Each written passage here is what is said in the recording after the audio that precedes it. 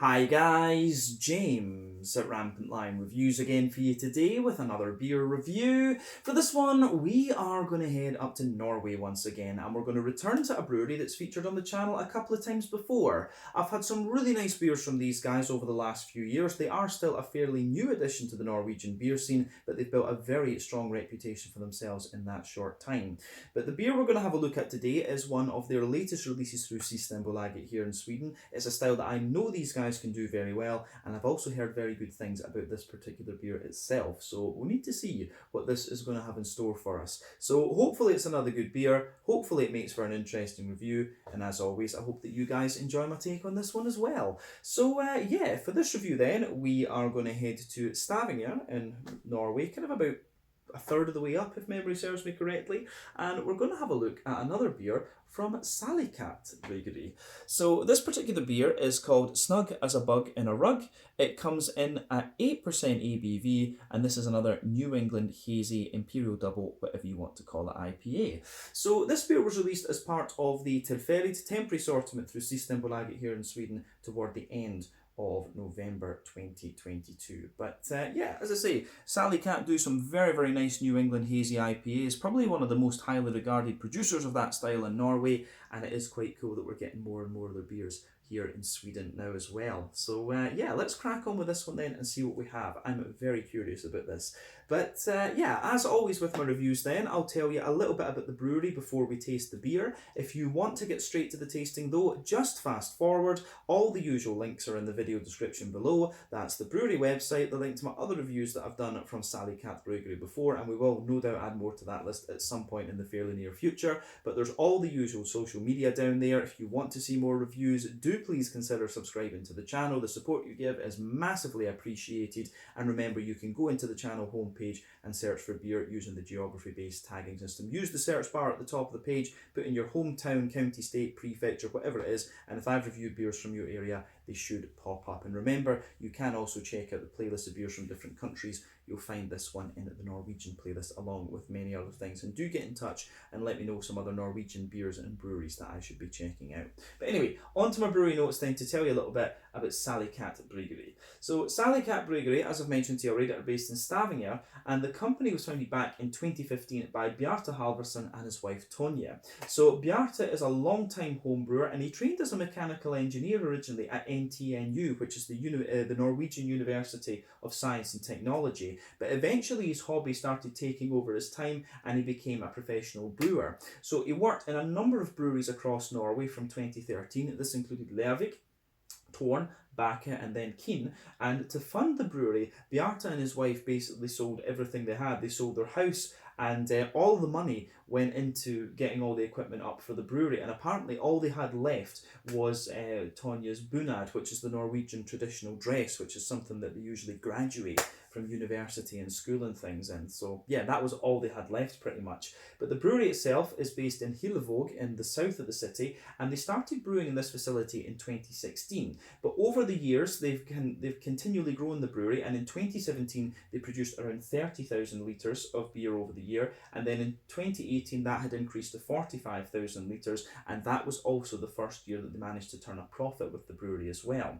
But that year they also opened up their on-site bar, and they had Alexander Idland join the brewing team, and they've been just expanding ever since. But the name Salikatt actually comes from a local curse word which can be used to express anger or irritation, but also a pleasant surprise. So, you know, like, I guess maybe like fy fan in Swedish, or oh yeah fucker in Scottish we would say. But yeah, something like that is, I guess, what Salikatt means. So kind of cool that they would use a little bit of their local dialect in there. But as of November 2022, when I'm filming this review for you, these guys have produced 175 different kinds of beer according to Untappd.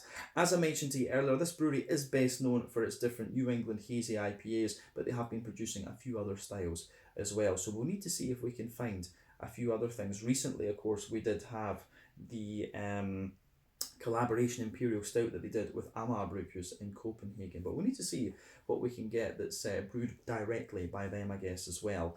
So yeah, that is all I can really tell you about Salikatt Bryggeri for the moment. If you want to learn more about these guys, you can check out the brewery website, you can follow them on Facebook and Instagram to keep up to date with all the latest goings on, and you can of course check out the Rate Beer and Untappd pages to learn more about all the different beers that these guys have done. But yeah, that's the end of your history section in this video. Let's go on and actually have a look at the beer itself. So this one, as we mentioned earlier, is an 8% New England Hazy Imperial Double, whatever you want to call it, IPA. This one has Sabro, Victoria's Secret and HBC 586 added into it. Sabro we know quite well, about 15-16% alpha acid. It gives you that big kind of sharp mandarin, but also a kind of coconutty note underneath. Victoria's Secret, of course, is Australian, about 12% alpha acid. Gives you like a soft kind of passion fruit, but nice kind of oily pineapple as well. And then HBC 586 is one I'd never encountered, so we did a little bit of research on this one. So of course, HBC indicates that it's Hop Brewing Company, variant number 586, but this hop gives you about 12-13% alpha acid, and it's supposed to give you flavours and aromas of, you know, mango, a lot of orange, and lychee and guava. It's supposed to be quite a unique hop actually, so we need to see what we can get out of it in this beer. But yeah, that's why I like doing these videos. You know, we always get to learn something about a new ingredient, so we need to keep an eye on that and see what they actually name it if the hop takes off. But yeah, just to let you have a little look at the artwork on this one, you can see it is a little bit different from what we've seen with Salikatt before. You've got the nice pattern and things in there, which does actually look pretty cool, but you can see that this one is quite obviously one of their winter releases, so this should be very, very fresh. But you can see plain silver top on the can there. I do wonder if this is maybe one that they've released a couple of years before actually, but it says on the side here, Snug as a bug in a rug is a smooth, full-bodied double New England IPA with hop intensity from Victoria's Secret, Sabro and HBC 586, brewed to enjoy under a warm blanket in the cold season. So yeah, a winter IPA, this one. But yeah, I think we can get this guy out into the glass and see what we have. I'm very curious about this beer. Oh, and this one is certainly not the haziest of New Englands that we've come across. Let's look at that. So we've got most of the beer out and into the glass at this stage, but I think we can say a little bit about this for sure. So yeah, this does look pretty damn nice, I have to say. So before the head disappears, I think we can safely say that this beer has poured with about a 2/3 finger of a frothy, I would say, perfect white head. That does look pretty nice actually. One or two big bubbles sticking toward the side of the glass, a few little ones going up toward the bottom of the head there, but you can see the head has a mixture of medium and small bubbles. So yeah, it does go together really nicely. But you can see the colour of this one, it's, I would say it's a very, very light amber, a very dark rich yellow or a very light amber. That's probably a way to describe the colour of this beer. It's got a little bit of a more kind of natural hazy quality to it rather than being, you know, out and out hazy. But yeah, colour wise, it is quite interesting. It's certainly not the haziest of New Englands that we've come across. So remember, the colour of your beer depends on 1, the type of malts that you use. This goes a long way to determining your EBC rating. 2, the length of your wort boil is also going to play a role, because the longer you boil the wort, the more the sugars caramelise and thus you get a darker colour of beer. Any barrel aging that you do or any adjuncts that you put in will affect the colour of your beer as well, but when it comes to IPAs of any description, we normally don't have to care about those latter 2 variables. Like I say, the level of haze in this one is quite more along the lines of a West Coast IPA actually. It's more like a kind of West Coast or American beer, this one, in terms of its appearance, or IPA I should say. We need to be a bit more specific than beer. But yeah, the haze in these beers usually depends on the oak content, wheat content, and to a degree the yeast as well. But yeah, I'm wondering if this one, is it maybe missing the wheat or something?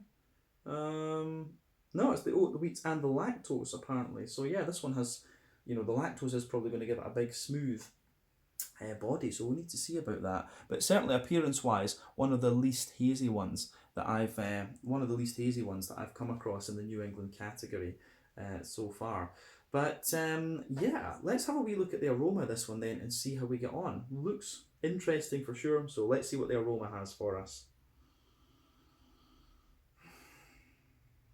Yeah, aroma-wise, this is actually, it's very mild in terms of what it's doing.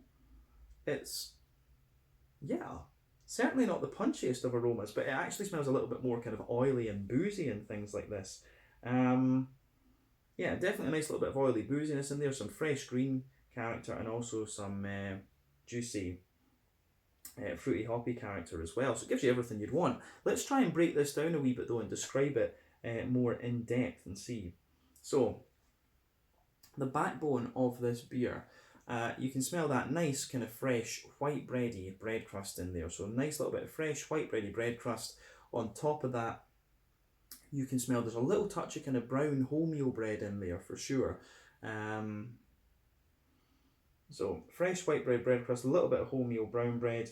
Then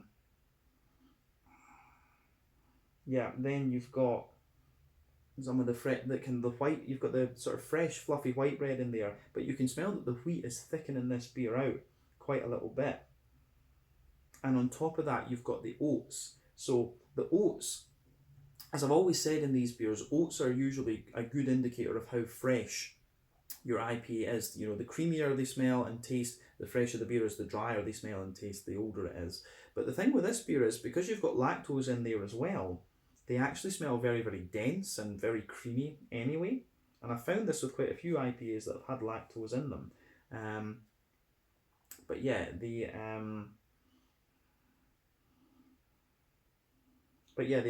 this one I think is this one is really it's really nice how it goes together in the malty base, because the more that you smell of it, you start to get a little bit of sweetness out of it. You can smell a wee bit of that kind of Werther's Original butter candy, butterscotchy type quality to the beer. So yeah, the malt base in this one is a little bit unusual because it smells almost kind of light and crisp in some ways, but you're getting all these different aromas that you expect from each of the ingredients in this one.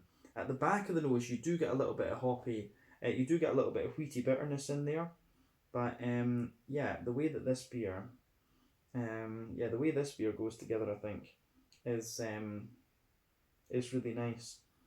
On the malty and yeasty side of things too. So yeah, a little bit of wheaty bitiness in the back of the nose, but overall this is actually quite a smooth and sort of boozy smelling New England IPA. To be honest with you, the aroma is a little bit more reminiscent of what I've seen called an American IPA before, and as I've said, for me those are usually somewhere between the New England and the West Coast. But yeah, it's quite nice. So yeah, I think we can go on to the hoppy side of things for this beer then. So green component first. There's a little touch of earthiness in there. Yeah, little touch of earthiness for sure.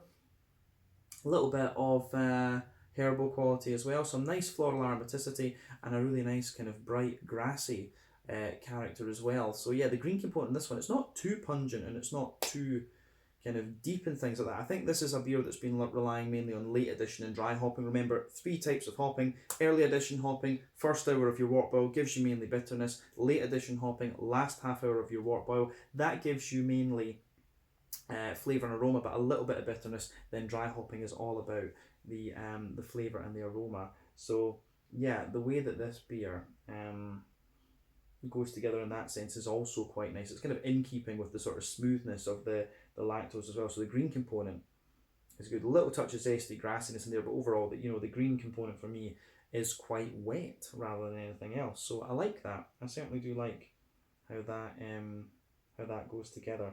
So yeah, aroma wise, it's pretty damn nice. So on the fruity side of things, then you certainly get that kind of coconutty note from the Sabro. That is absolutely there, and you get the oily kind of tangerine and mandarin notes from it as well. But behind that,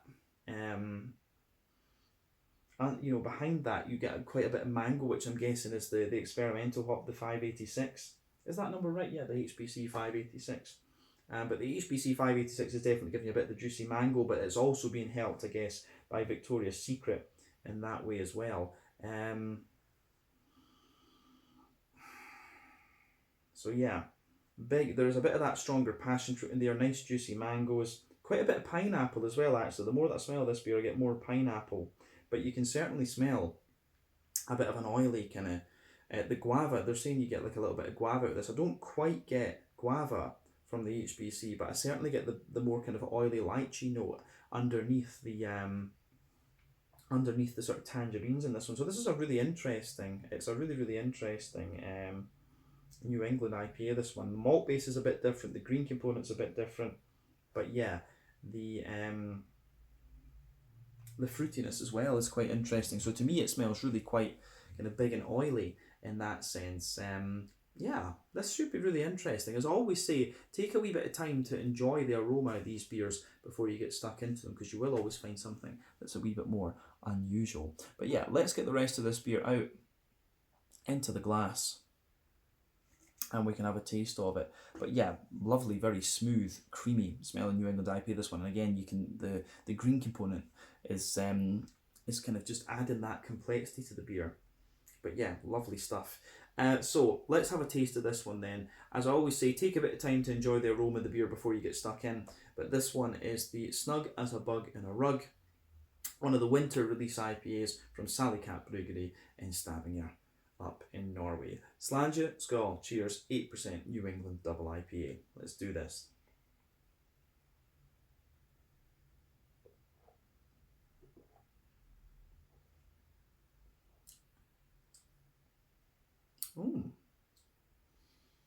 Yeah. It's quite interesting. It is very different from the other Salikatts that I've had before. I think this is the third beer, third IPA, I should say, from these guys that we've tried. This one's a lot more oily, but at the same time a lot cleaner, a little bit more bitter. And then, but it still has the kind of typical juicy fruity notes in there, but it's obviously a little bit more oily in that particular character. So yeah, this is interesting.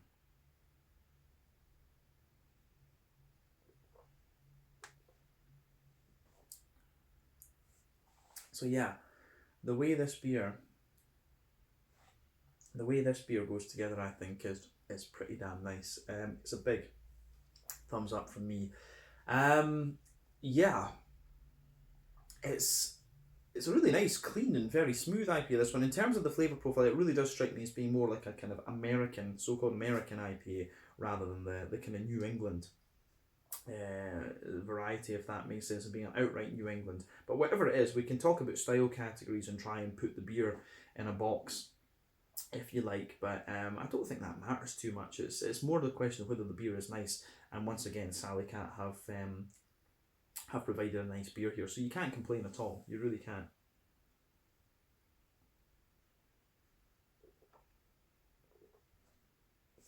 So, in terms of the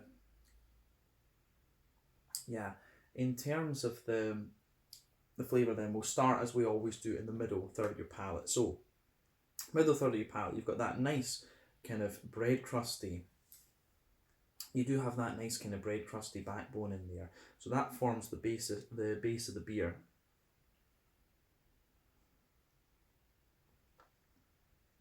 But in fairness, the whole body of the beer is just thicker and creamier and more oily.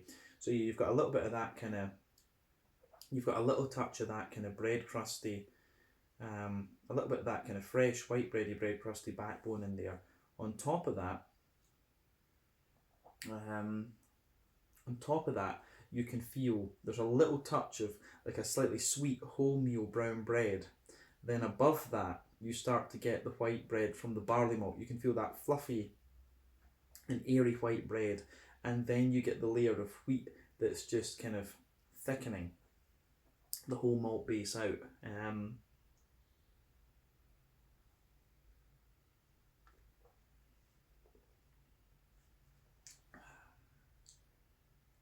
So yeah, it's really nice how that you've got these layers, I would add, are actually quite dense in this particular beer. You can feel those malty layers are really quite dense in this one, and it gives you that little bit of crispness to the beer later into the aftertaste, the further into the aftertaste that you go as well. So that's interesting.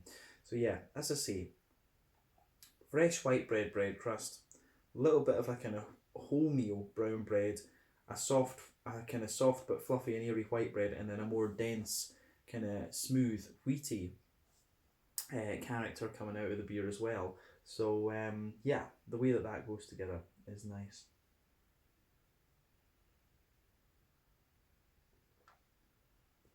On top of that though, on top of that wheaty layer, you can get the lactose you certainly get the lactose and the oaty character coming out of the beer. So the lactose kind of sort of forms a base on top of the wheat and just thickens out the whole thing. But then yeah, you've got that creamy, you have that kind of creamy oaty note sitting on top of it. And as I say, this beer for me is quite fresh. So the oats, I say the lactose is just making the beer all that bit more, all the more creamy. Then you've got the then you've got just the oaty layer sitting on top of that. As you go down the middle line of your palate, you can feel the oaty creaminess kind of lingers there, and it spreads out further toward the side of the palate too. So you get a little bit of a more kind of dry, you get a little bit of that more kind of dry oaty character toward the edges of the palate there. But as I say, this one is very, very fresh. You can kind of tell that from how creamy the oats are, but the lactose is kind of, you know, pushing that side of the beer a little bit, I think.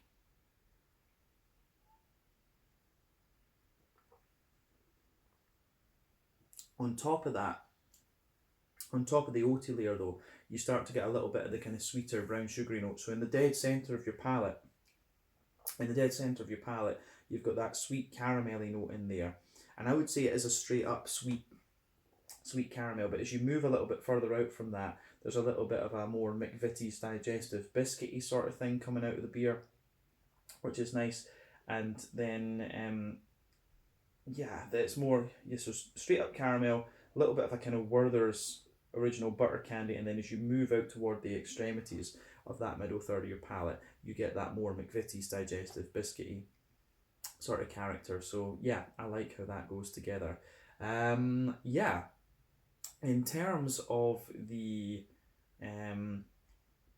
in terms of the middle third of your palate, I think we've said everything we need to in this one. My brain's going a bit slow today, so I apologise if I'm umming and erring a wee bit in this video. It just happens sometimes when I'm a wee bit tired.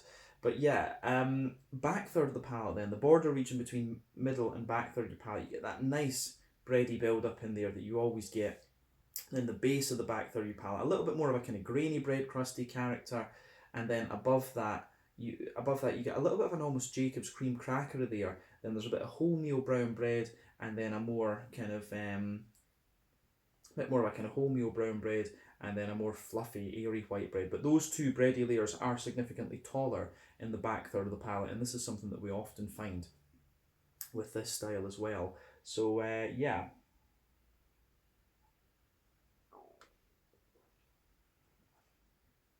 But on top of that, you have the wheaty layer. You have the wheaty layer on the back third of your palate too. So the wheat actually, it has a little touch of bitiness to it above the white bread, but it's actually pretty smooth in a way as well. So you've got that lovely kind of wheaty smoothness and just a little bit of bitiness on top of the back third of your palate. And above all of that, you've got the more airy, bready, yeasty sort of things coming out of the beer. So the way that this one goes together, I think, is really quite nice. But definitely on the back third of the palate, you can feel the flavour is taller, and then as you come further forward into the middle part of the palate, it just squashes together that little bit more. And I think it goes together nicely.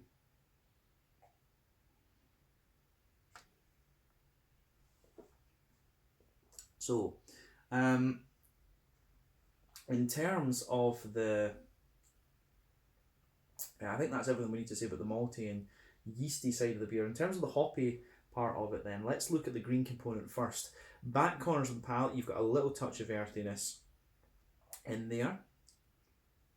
And then as you move further forward, it's a little bit herbal, for sure. And then as you push further forward, it becomes more and more sort of floral and aromatic, and it's almost got just a wee touch of spiciness there at the front corners of the palate, but it's actually quite smooth.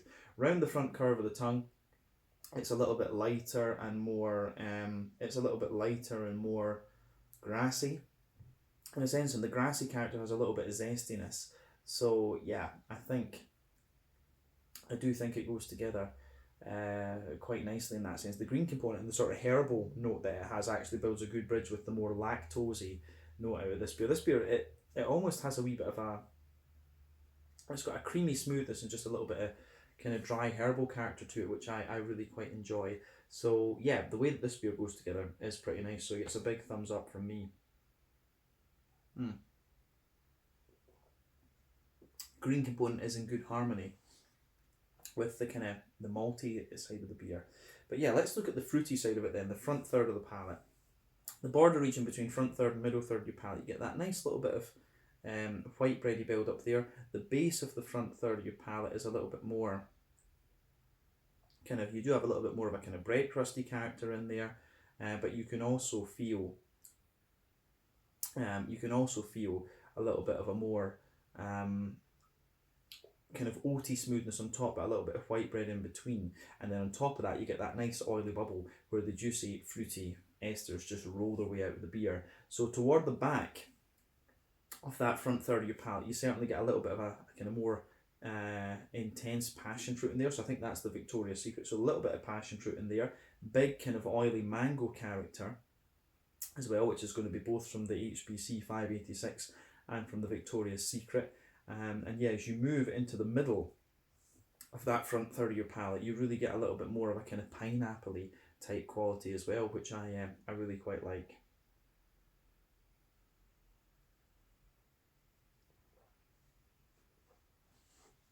So yeah, a nice little bit of pineapple-y quality to this one as well, which I think is really good.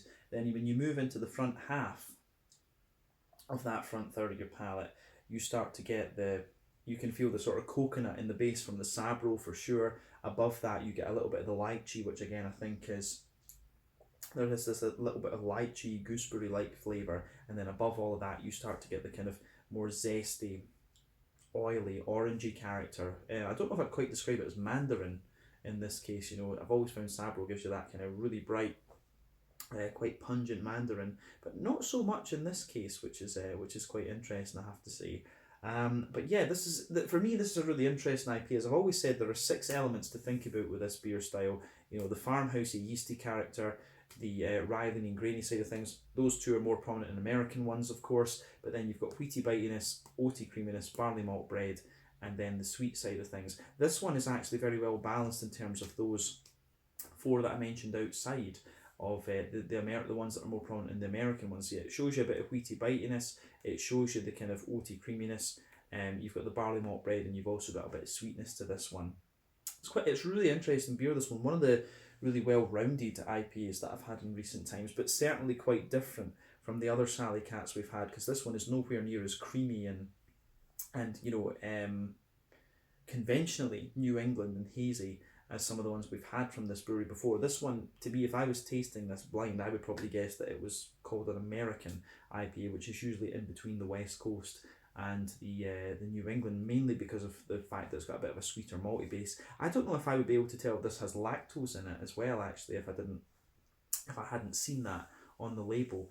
But yeah, the way that this beer goes together anyway, the flavour is very, very nice, and this is definitely worth trying. Let's round off this review with a wee look at the mouthfeel then.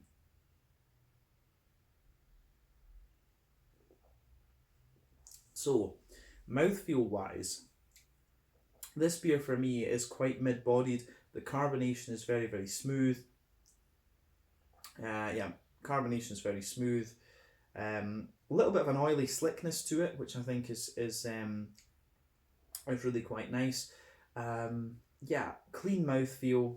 Yeah, mid-bodied, clean mouthfeel, a little bit of oily slickness. It is really more like an American IPA, this one. In terms of its IBUs, 25, if that. I would say a very low IBU beer, this one, but I think 25 is a fair estimate. The malt base, as you said, has a bit of graininess, a bit of smoothness, a good bit of creaminess, and a bit of sweetness to it as well. And you've got the big oily fruity character that we've mentioned, a mix of tropical and more citrusy notes in the beer. But yeah, the way that this beer goes together, I think, is very, very nice.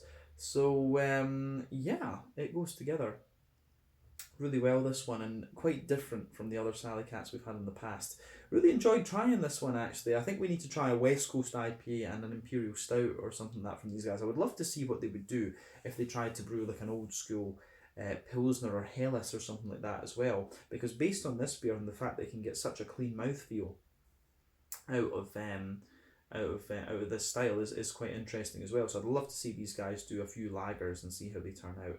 But yeah, this one was very, very nice. This was the Snug as a Bug in a Rug, an 8% New England double IPA from Salikatt Bryggeri in Stavanger in Norway, one of their winter releases, and certainly a very, very enjoyable beer.